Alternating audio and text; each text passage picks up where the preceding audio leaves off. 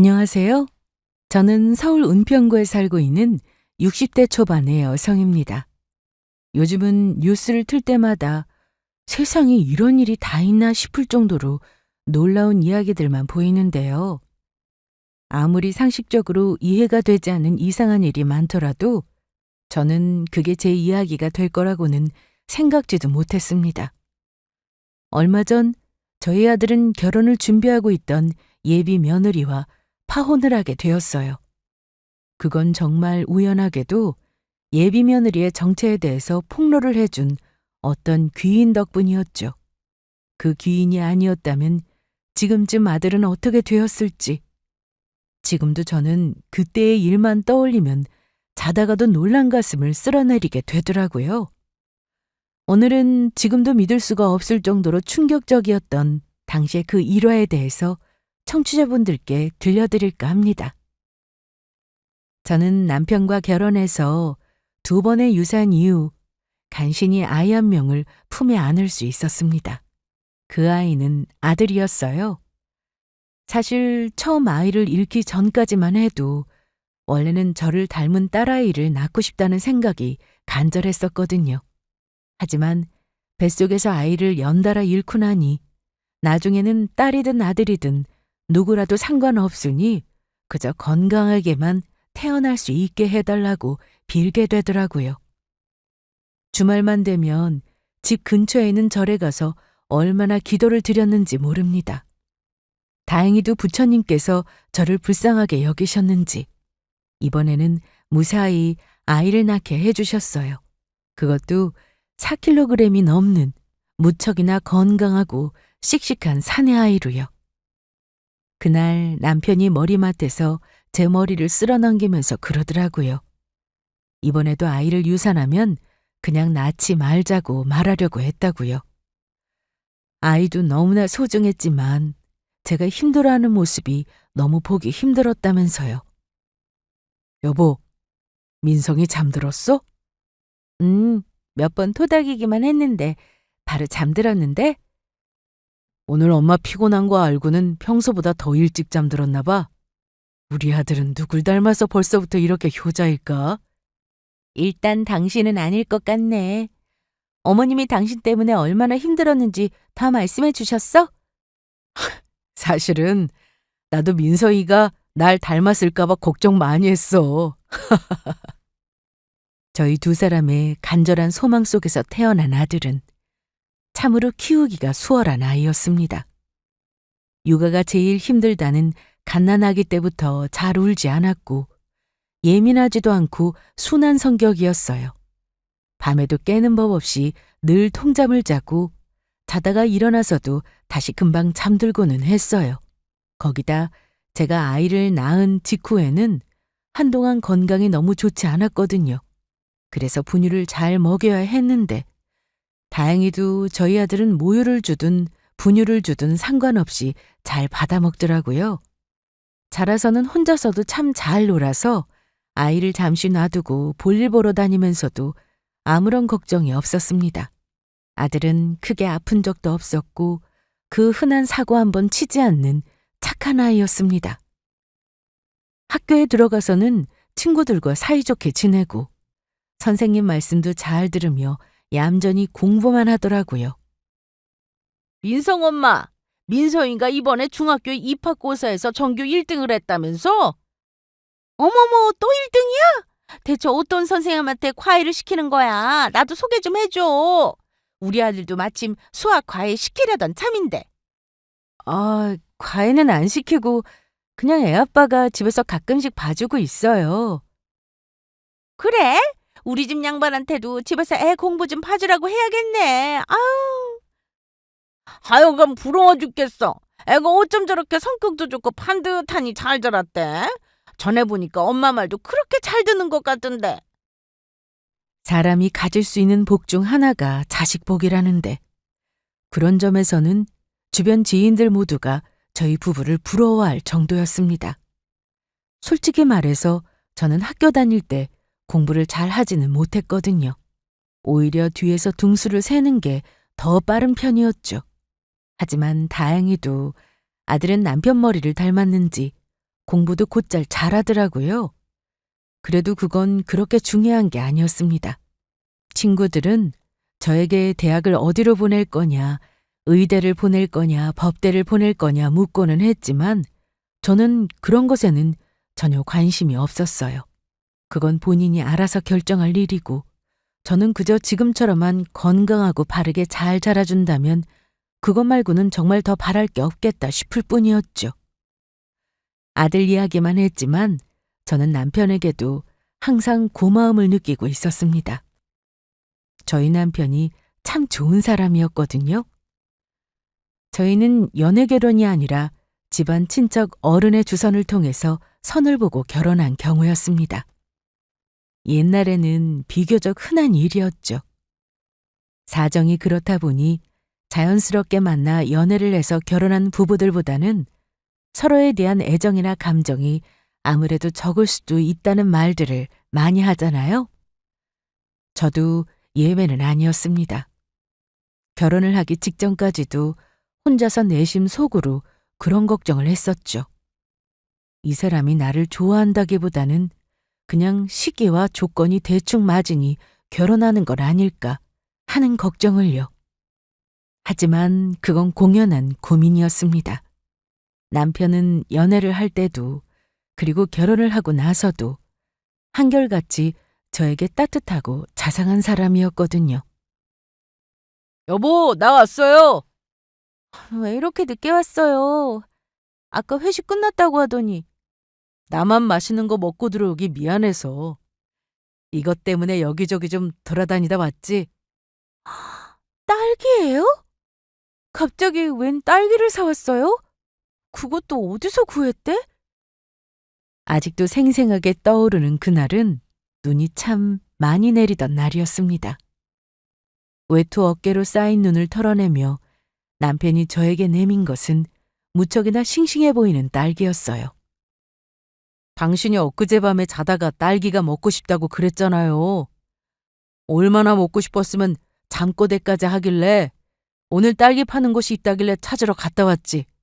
아니, 그것 때문에 눈이 이렇게 내리는데 다녀왔다고요? 요즘에야 겨울철에도 딸기를 구하는 게 어렵지 않지만 그때는 정말로 구하기가 힘든 과일이었습니다. 그런데 제 말 한마디를 기억해 두었다가 돌아오는 길에 사온 것이었어요. 그것도 그 추운 겨울날에요. 남편은 이렇게 종종 퇴근길에 제가 먹고 싶다는 음식이나 가지고 싶다는 것들을 선물처럼 사오고는 했습니다. 그건 제가 평소에 하는 말에 항상 귀를 기울이고 언제나 신경을 쓰고 있다는 뜻이었죠. 이것만 보더라도 그 사람이 얼마나 다정하고 착한 사람이었는지를 알 수 있었습니다. 심지어 민서이가 태어난 이후로는 남편은 거의 회사와 집밖에 모르는 사람이 되더라고요. 퇴근하고 나면 혼자서 육아하느라 바빴을 저를 생각해서 친구들과의 모임도 빠진 채 언제나 집으로 달려오고는 했습니다. 그렇게 아들을 키우면서 저희 부부는 마치 고난을 함께 헤쳐나가는 동지처럼 더더욱 사이가 깊어져만 갔어요. 아무리 고되고 힘든 일이 있더라도 내 편인 남편과 사랑하는 아들만 있다면 다 이겨낼 수 있을 것만 같았죠. 행복하지 않을 이유가 없었습니다. 하지만 하늘이 야속하게도 세상은 저희 가족이 행복하게만 사는 것을 허락해주지 않더라고요.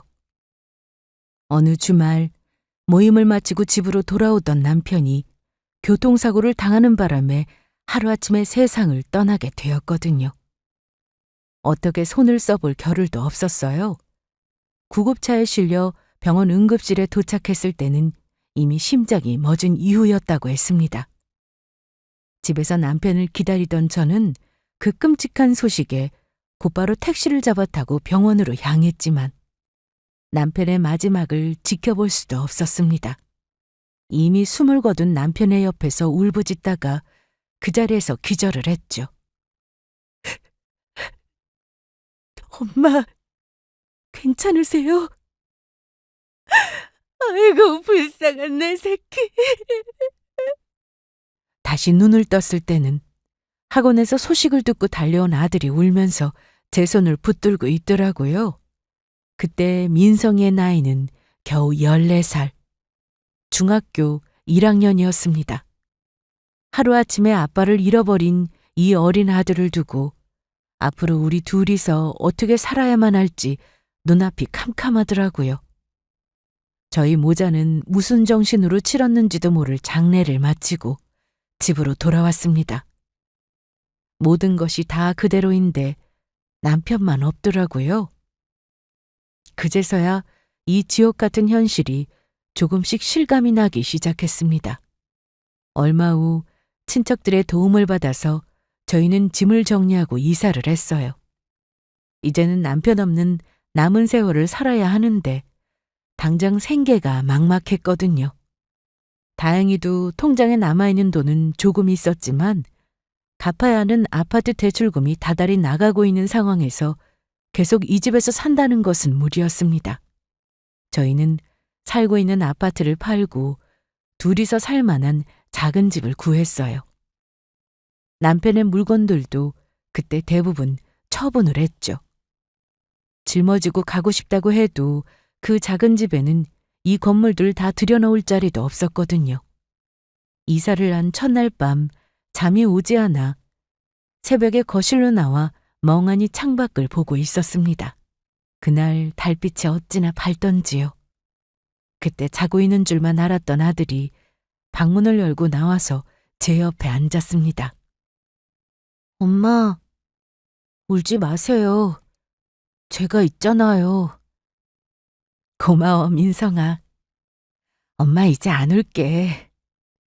우리 아들이 있어서 엄마가 얼마나 든든할지 몰라. 아빠랑 약속했어요. 이제는 제가 아빠 대신 평생 엄마 지켜드릴게요. 그 말이 얼마나 고맙고 미안하고 슬프고 또 행복하던지 아직도 저희를 비추던 그날의 달빛과 아들의 목소리가 생생하게 떠오를 정도였죠.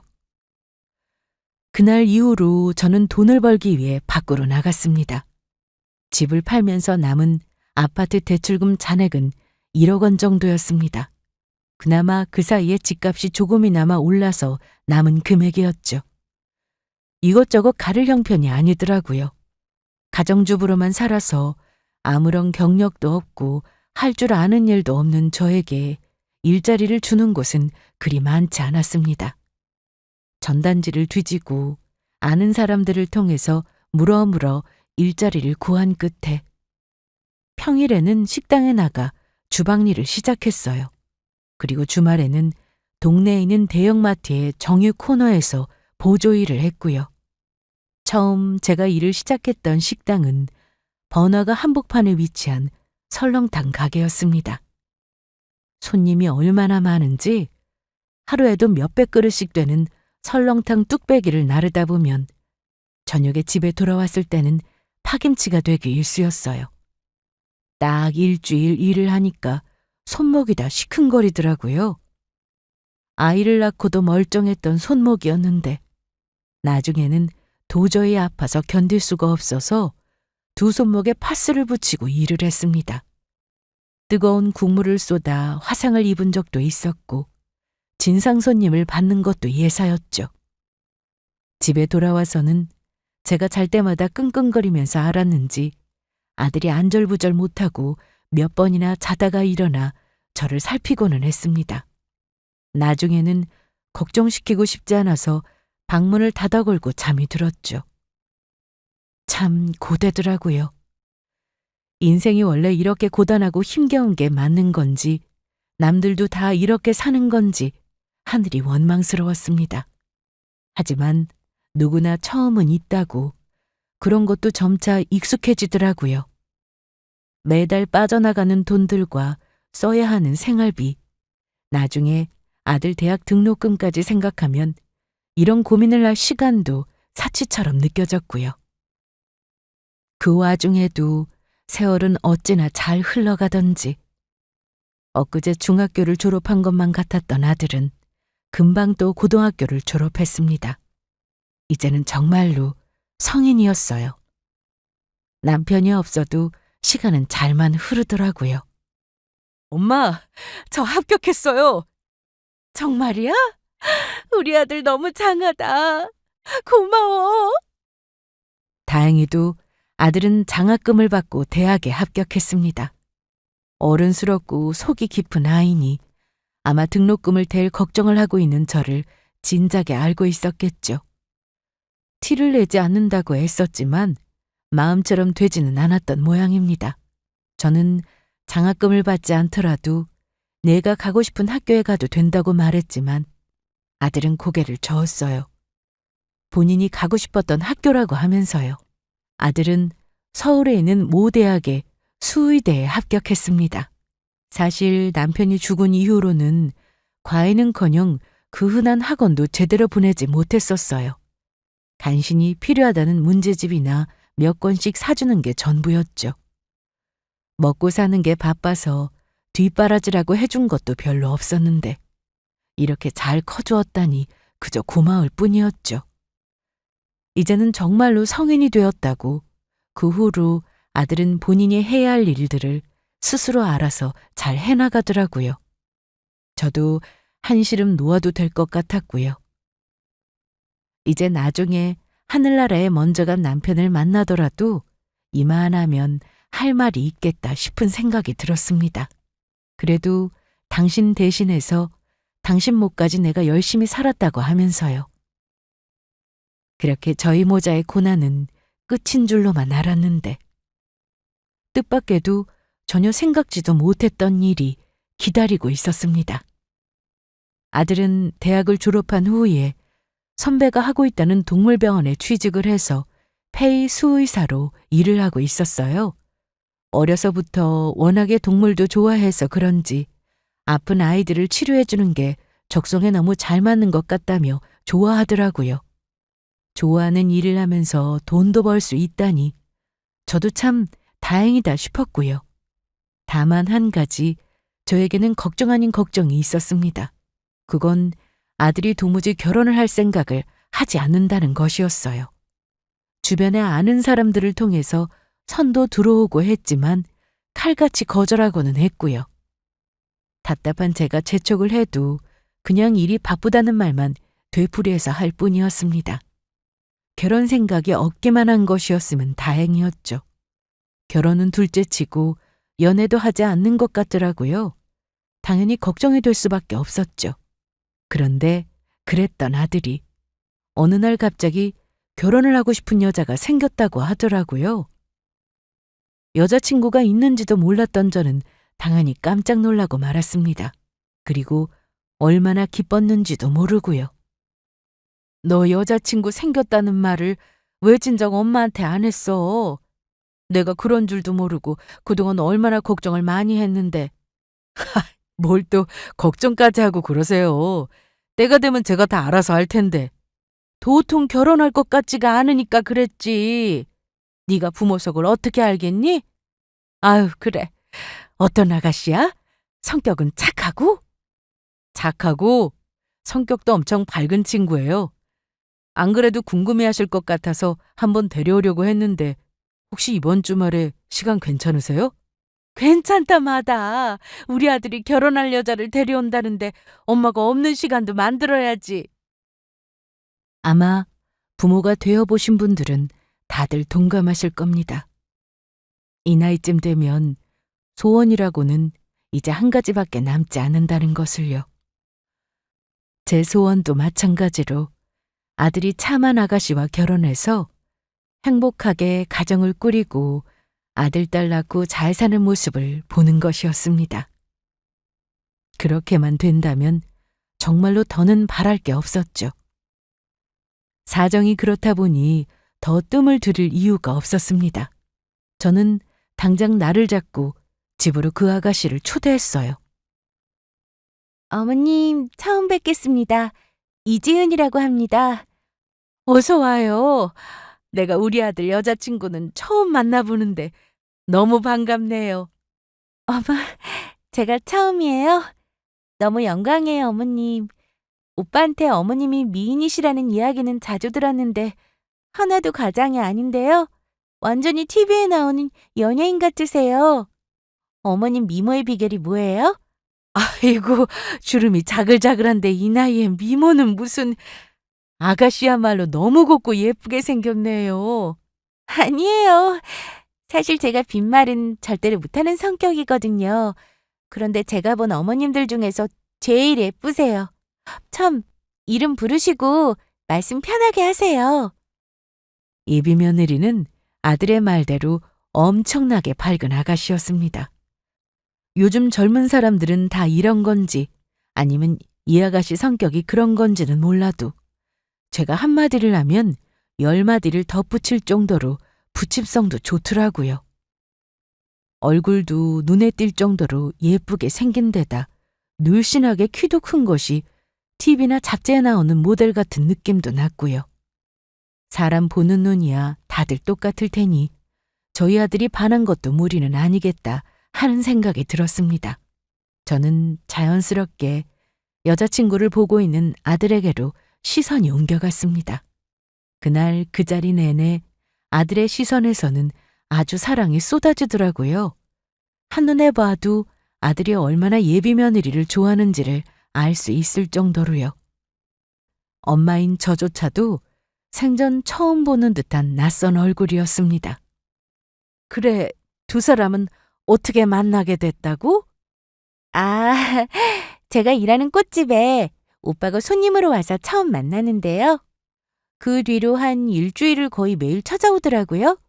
나중에 물어보니까 바로 연락처 물어볼 용기가 없어서 그랬다고 하더라고요.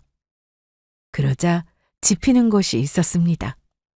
반년 전쯤에 아들 녀석이 어쩐지 매일같이 꽃다발을 사서 집에 오더라고요.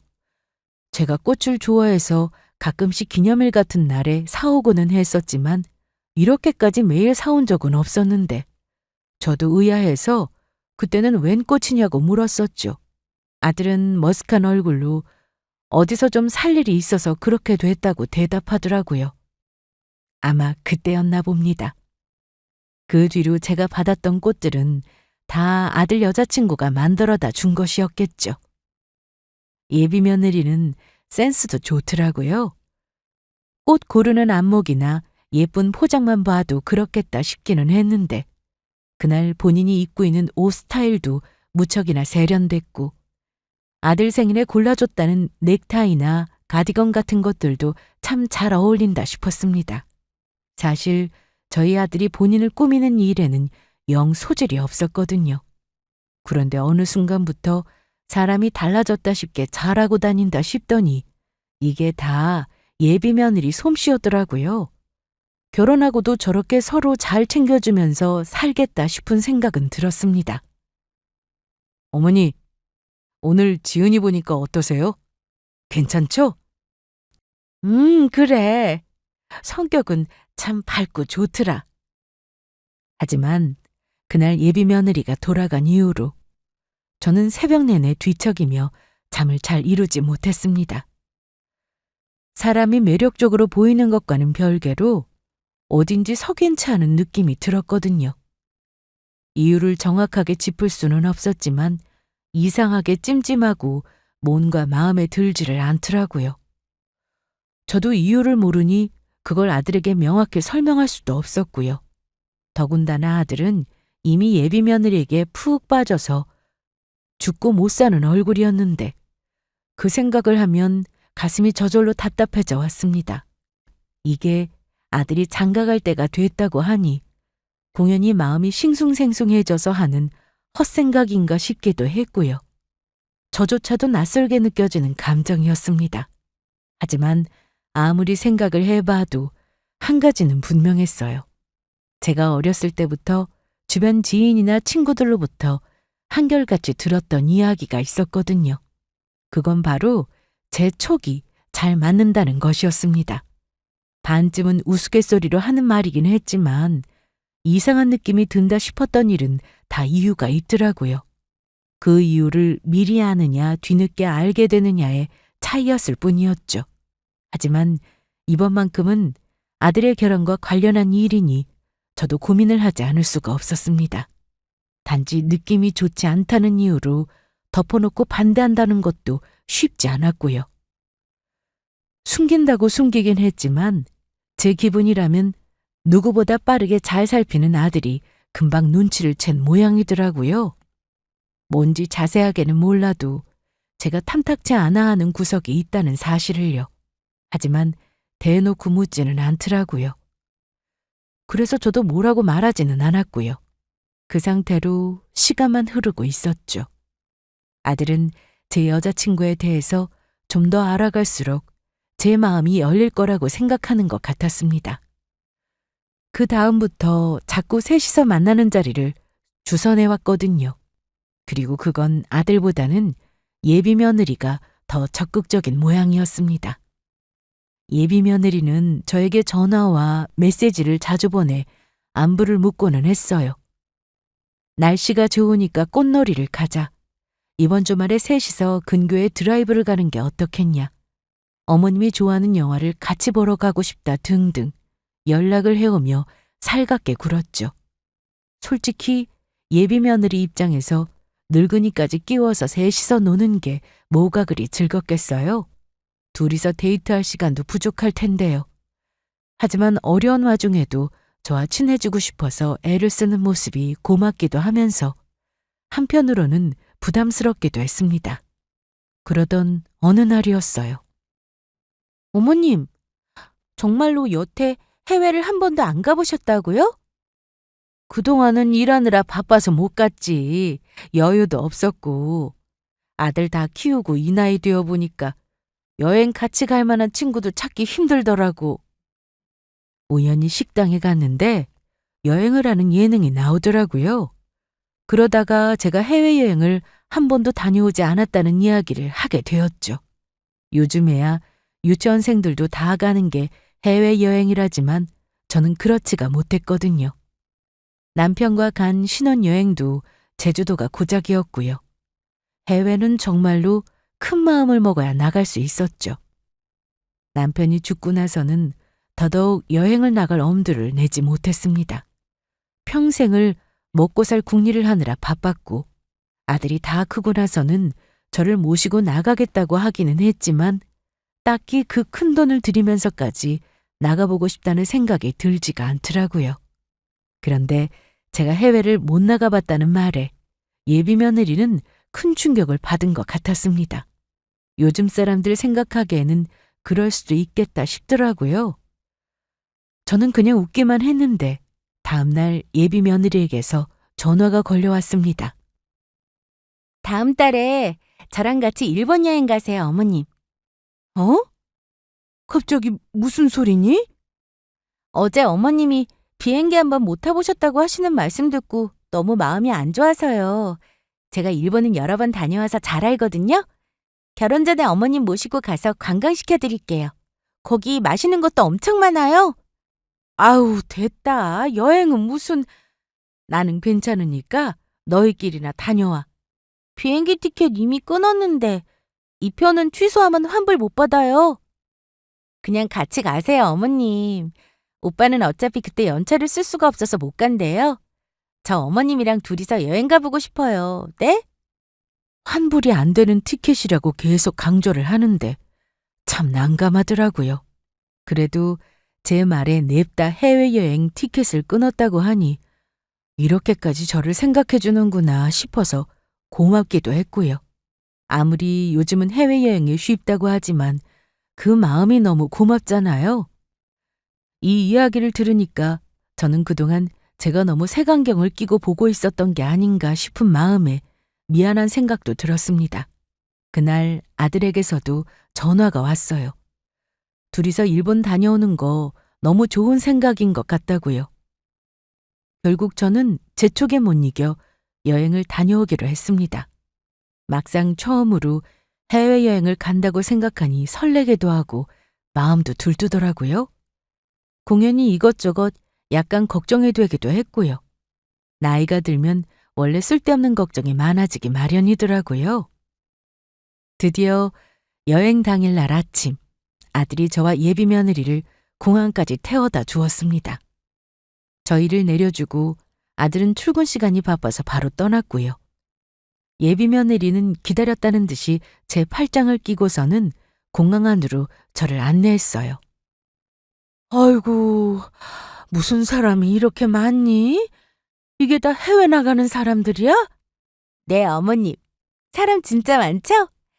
이래서 비행기 타려면 적어도 3시간은 일찍 나와야 해요. 안 그러면 비행기 놓칠 수도 있거든요. 참, 일단 저희 식사부터 할까요? 배고프시죠? 처음으로 가본 공항은 신기한 것 투성이었습니다. 다들 무슨 돈이 있어서 해외를 그렇게 나가는 건지 정말 놀랄 노짜더라고요. 예비 며느리는 입을 떡 벌리고 연신 두리번거리는 제 팔을 끌고는 항상 이곳저곳을 다니며 안내 겸 구경을 시켜주기 시작했습니다.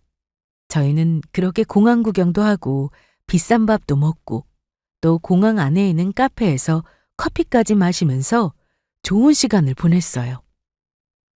그리고는 이제 짐을 붙여야 한다더라고요. 저희는 출국 수속을 하러 다시 어디론가 향했습니다. 사람이 많으니 줄도 얼마나 길던지 보기만 해도 다 어지럽더라고요. 간신히 짐을 붙이고 났더니 짐 검사를 위해 옆에서 몇 분 정도 대기하라더군요. 예비 며느리는 그 사이에 화장실을 들렀다 오겠다면서 잠시 자리를 비웠습니다. 저는 다리가 아파서 자리에 앉아 있었고요. 그런데 뒤에서 누군가 제 어깨를 톡톡 두드리더니 제 손에 뭔가를 건네주더라고요. 제가 처음 보는 젊은 여자였고 저에게 건넨 것은 쪽지였습니다. 그리고는 전혀 알아듣지 못할 소리를 하더라고요. 어르신, 아까 옆에 같이 있던 아가씨한테서 도망치세요. 네? 저는 얼떨결에 그 쪽지를 받아들고는 다시 고개를 들었지만 그 여자분은 이미 저만치 멀어지고 있었어요. 저는 의아해하면서 쪽지를 펼쳤습니다. 잠시 후 눈앞에 닥칠 일을 전혀 상상하지 못한 채로요. 이게 무슨 소리야? 쪽지에는 다급하게 휘갈겨 쓴 것으로 보이는 글씨가 있었습니다. 하단에는 작게 연락처가 적혀 있었고요. 그리고 그 내용은 도무지 믿을 수가 없는 것이었어요. 저는 기겁을 하면서 쪽지에 적혀 있던 연락처로 곧장 전화를 걸었습니다. 흘러나온 목소리는 아까 그 여자의 것이었어요. 저는 연결이 되자마자 이게 대체 무슨 말이냐고 물었습니다. 너무 갑작스러우시죠? 그런데 거기 제가 썼던 이야기는 전부 사실이에요, 어르신. 그 여자분은 급한 대로 우선 일의 자초지정을 이야기하기 시작했어요. 그리고 통화가 계속될수록 저는 기가 막힌 나머지 말문을 잃고야 말았습니다. 본인도 지금 여행을 가던 참이라 다녀와서 바로 연락을 하겠다고 하더라고요. 전화를 끊고 나서는 그냥 손발이 다 후들거리더라고요. 저는 도저히 여행을 갈 엄두가 나지 않았습니다. 그래서 그대로 도망치듯이 공항 밖으로 달려나갔어요. 미친 듯이 택시를 잡아 타고 집으로 향하는데 전화가 걸려오더라고요. 예비 며느리였어요. 어머님, 어디 계세요? 내가 갑자기 너무 급한 일이 생겨서 여행은 못 가겠구나. 미안한데 너 혼자 다녀오렴. 네? 어머님 벌써 짐까지 다 붙였는데요? 대체 무슨 일이신데요?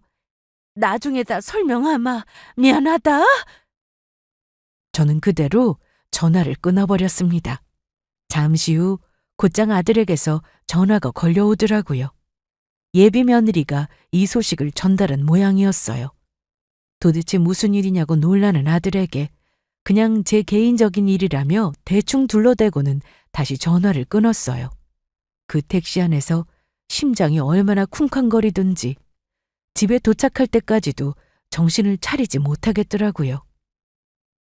갑작스런 제 행동에 예비 며느리는 너무 황당한 모양이었지만 그래도 저에게 더 이상 뭐라고 하지는 않더라고요.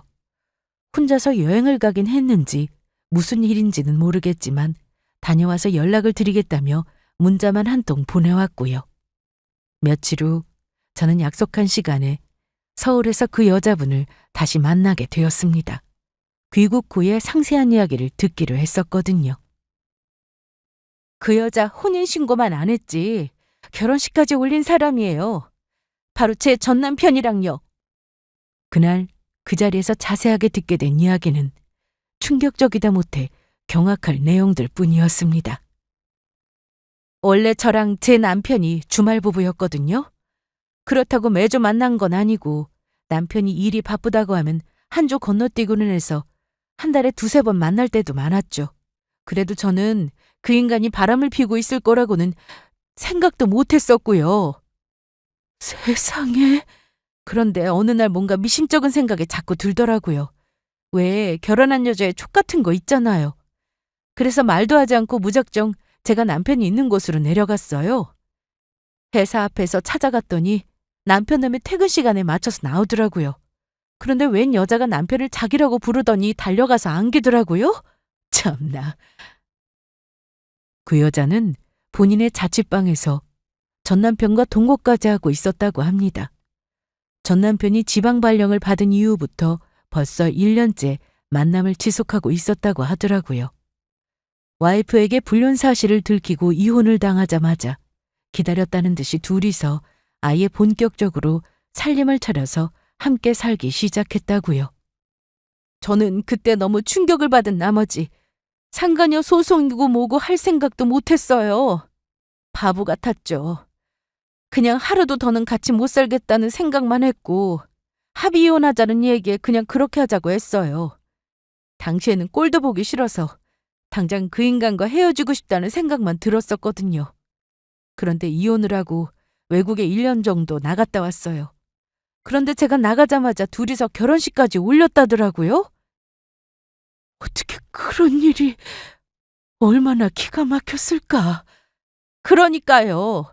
저는 솔직히 아직도 정신적인 충격에 빠져 있는데 그 인간은 그 여자랑 아주 신혼행세를 하면서 잘 먹고 잘 살았다더라고요. 그 후에 전 남편 놈이랑도 헤어지고 그 여자는 연락이 뚝 끊겼다고 했고요. 그러니까 불륜으로 이 여자분의 전 남편과 만났고 다시 그 사람과 헤어진 후에 만난 것이 바로 저희 아들이었던 겁니다. 정말이지 정신이 나갈 것 같더라고요. 그렇게 순진해 보이는 얼굴로 어떻게 이렇게 대담한 짓을 벌일 수가 있는 건지. 저는 그날 밤 바로 아들을 불러서 이리저리 떠보았습니다. 하지만 예비 며느리의 과거나 정체에 대해서 아들은 전혀 모르는 눈치였어요. 결혼했다는 사실도요. 만약 아들이 이 모든 사실을 알고도 결혼하려고 했던 거라면 그것도 그것대로 미칠 노릇이었겠죠. 저는 이걸 그나마 다행이라고 해야 할지 아니라고 해야 할지 참 복잡한 심정이었습니다. 그날 말도 제대로 하지 않고 나 먼저 돌아와서 내내 미안하더라고. 많이 놀랐지? 아니에요, 어머님. 사정이 있으셨겠죠. 저 혼자 다녀온 게 아쉽긴 하네요. 어머님이랑 같이 다녀오려고 한 건데. 다음에 꼭 다시 같이 나가자꾸나. 오늘 데이트 비용은 내가 다 낼 테니까 맛있는 거 많이 먹자고 불렀다. 며칠 후 저는 아들과 예비 며느리를 불러서 함께 외출을 했습니다. 공항에서 혼자 돌아와 미안하다는 핑계를 대고요. 처음에는 조금 뚱한 얼굴이던 예비 며느리는 바로 제 눈치를 살피고는 웃으면서 다시 팔짱을 껴오더라고요. 저는 아무렇지도 않은 얼굴로 식사를 마친 뒤 미리 알아두었던 근처의 카페로 향했습니다. 오늘의 목적지는 사실 그곳이었거든요. 자연스럽게 들어가기 위해서 식당도 일부러 카페 근처로 잡았던 것이었고요. 와, 여기 분위기 너무 좋은데요? 그러게, 커피도 맛있을 것 같다.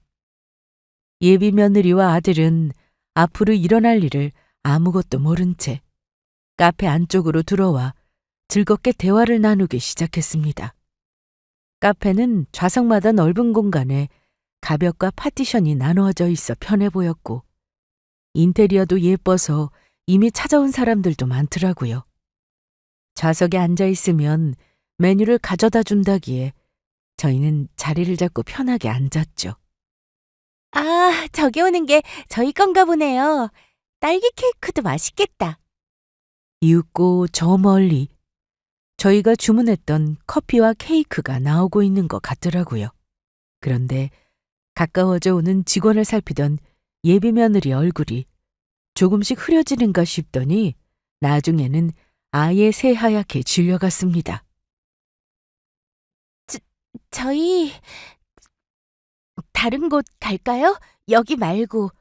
어? 왜 그래? 다른 곳 가자. 여기 공기가 너무 탁한 것 같아서. 나 먼저 나가 있을게. 지훈아! 자리에서 벌떡 일어난 예비 며느리는 허둥지둥 핸드백을 챙기더니 먼저 나가 있겠다며 법석을 피워댔습니다. 옆에 앉아있던 아들은 당연히 같이 당황해하면서 예비 며느리를 붙들었고요. 거기다 하필이면 저희 아들이 통로 쪽에 앉아 있었기 때문에 그걸 뿌리치고 나가는데 시간이 오래 걸리고 있었습니다. 그 바람에 예비 며느리가 카페를 뛰쳐나가는 것보다 직원이 코앞까지 다가오는 게 더 빨랐죠. 뭐가 그렇게 급해서 커피도 안 마시고 나가려고 해? 네? 테이블에 탁 소리가 나게 커피와 케이크를 내려놓은 직원에게서는 자연스러운 반말이 튀어나왔습니다. 황당한 얼굴로 아들이 되물었고 예비 며느리는 질린 얼굴로 그 자리에서 얼음이 되어버렸어요. 그리고 이제는 늦었다 싶었는지 다시 자리에 털썩 앉더라고요. 거의 주저앉는 것처럼요. 비싼 커피 시켰는데 맛은 봐야지. 남자 돈 뜯어서 사치하는 버릇은 아직도 여전한가 보네? 누구세요? 저희 아세요? 손님은 모르고 저 여자는 제가 좀 잘 알죠? 어머, 많이 놀랐나 보네? 여기서 만날 줄은 몰랐지? 무슨 소리 하는 거예요? 이상한 사람이네, 진짜. 그 직원은 당연히 저에게 모든 사실을 알려주었던 여자분이었어요. 애초에 이 카페로 온 이유가 바로 이것이었죠. 여기는 본인이 사장으로 있는 카페였거든요. 예비 며느리는 이제 본인이 전혀 모르는 사람이라며 시치미를 떼기 시작했습니다. 그러면서도 불안한 눈동자를 이리저리 굴리면서 어색한 얼굴로 저와 아들의 눈치를 살피고 있었어요. 안 본 사이에 까마귀 고기라도 삶아 먹었나? 나를 기억 못할 수가 없는데? 하기는 가정 있는 남자랑 놀아날 때부터 멍청한 여자구나 싶기는 했는데. 말도 안 되는 소리를. 도대체 나한테 왜 이러는 거예요? 미친 여자 아니야. 당신 나 알아요? 생사람 잡지 말라고요. 미친 여자라고? 그래, 너 때문에 미칠 뻔 하기는 했지. 그 인간이랑 살림까지 차려서 살다가 이혼해주니까 얼씨구나 좋다고 바로 결혼까지 했다는데 내가 그 소식 듣고 제정신이었겠니? 이게 무슨 말이야? 아니야, 오빠. 우리 나가자. 다른 사람이랑 나랑 착각했나 봐. 미쳤어, 진짜. 아니, 가만히 좀 있어봐.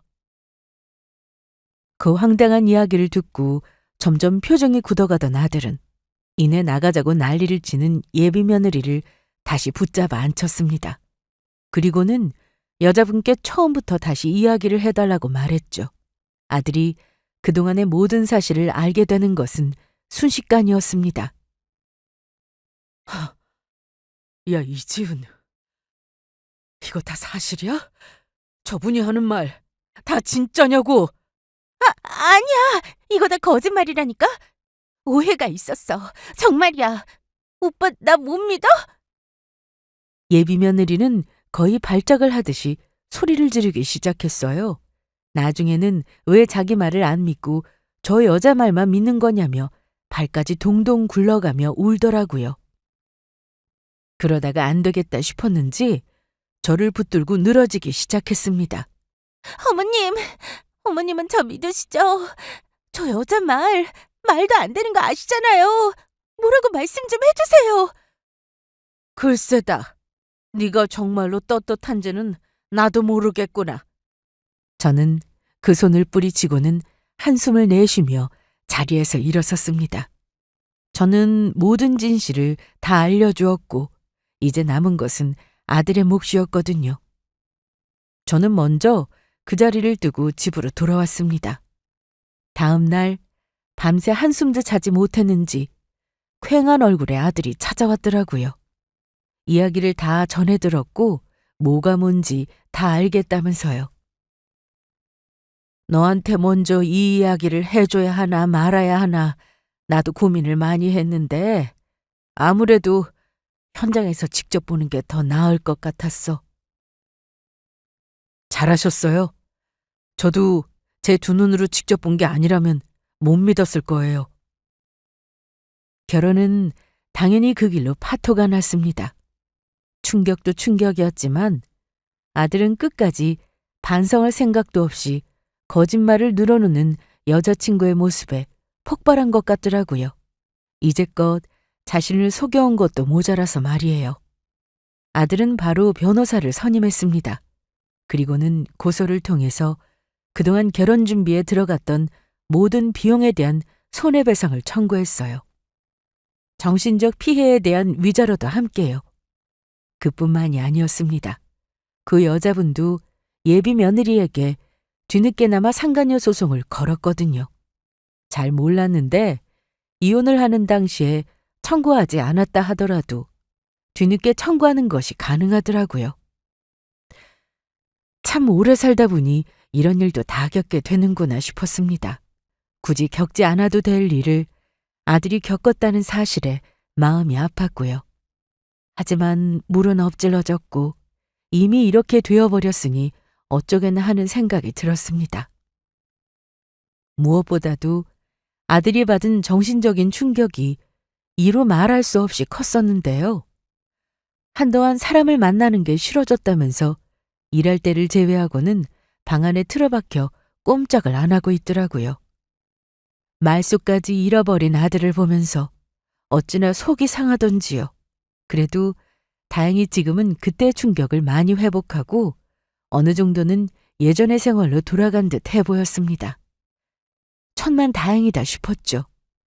한편으로는 그날 그 공항에서 여자분을 만나지 않았더라면 어떻게 되었을지 지금도 끔찍한 상상에 가끔씩 몸서리를 치고는 합니다. 며느리가 될 뻔했던 그 여자애는 지금쯤 조금이나마 반성을 하고 있을까요? 남의 눈에서 눈물 나게 하면 본인 눈에서는 피눈물이 나게 된다는 사실을 왜 몰랐던 건지. 사람이 도리를 지키면서 사람답게 산다는 게 생각보다 당연한 일은 아니었다는 걸 다시금 깨닫고 있는 요즘입니다. 여기까지 들어주셔서 감사합니다.